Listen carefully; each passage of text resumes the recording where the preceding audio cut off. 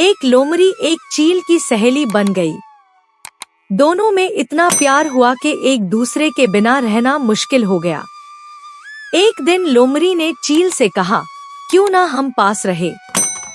पेट की फिक्र में अक्सर मुझे घर से गैब रहना पड़ता है। मेरे बच्चे घर में अकेले रह जाते हैं और मेरा ध्यान बच्चों की फिक्र में लगा रहता है। क्यों ना तुम यहाँ कहीं पास ही रहो, कम अज कम मेरे बच्चों का तो ख्याल रखोगी। चील ने लोमड़ी की बात से इत्तेफाक किया और आखिरकार कोशिश करके रिहाइश के लिए एक पुराना पेड़ तलाश किया जिसका तन्ना अंदर से खोखला था। इसमें शिगाफ था। दोनों को ये जगह पसंद आई। लोमड़ी अपने बच्चों के साथ शिगाफ में और चील ने पेड़ पर बसेरा कर लिया।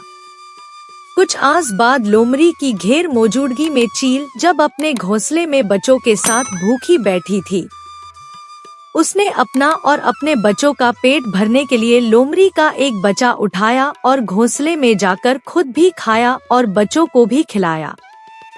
जब लोमड़ी वापस आई तो एक बच्चा गैप पाया। उसने बच्चे को इधर उधर बहुत तलाश किया मगर वो ना मिला। आंखों से आंसू बहाने लगी।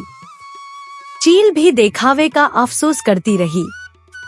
दूसरे दिन लोमड़ी जब जंगल में फिर शिकार करने चली गई और वापस आई तो एक और बच्चा गैप पाया।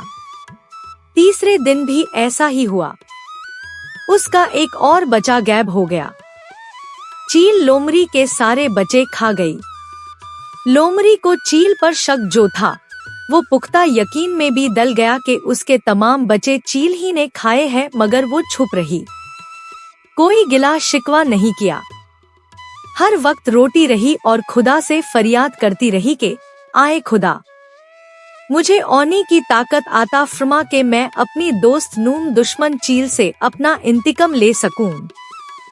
खुदा ने लोमड़ी की इल्तिजा सुन ली और चील पर अपना कहर नाजिल किया।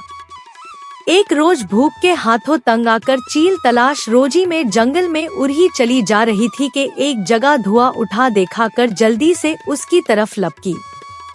देखा कुछ शिकारी आग जलाकर अपना शिकार भुनने में मसरूफ है। चील का भूख से बुरा हाल था।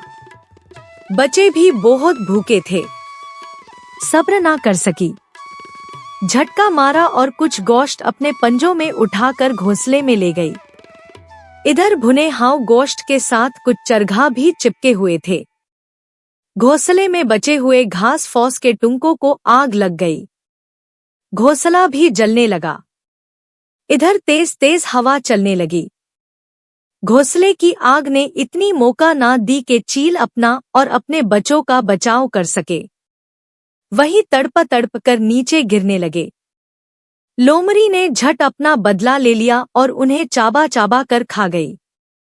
इस कहानी का नतीजा ये है, जो किसी के लिए कुआं खोदता है खुद भी उसी में जा गिरता है। इसलिए सियानों ने कहा है कि बुरे काम करने से पहले सोच लें कि कहीं बाद में पछताना ना पड़े। नई आने वाली वीडियोस के लिए मेरे चैनल को सब्सक्राइब कर दी और बेल आइकन को दबाएं ताकि हर वीडियो के लिए नोटिफिकेशन मौसूल हो सके।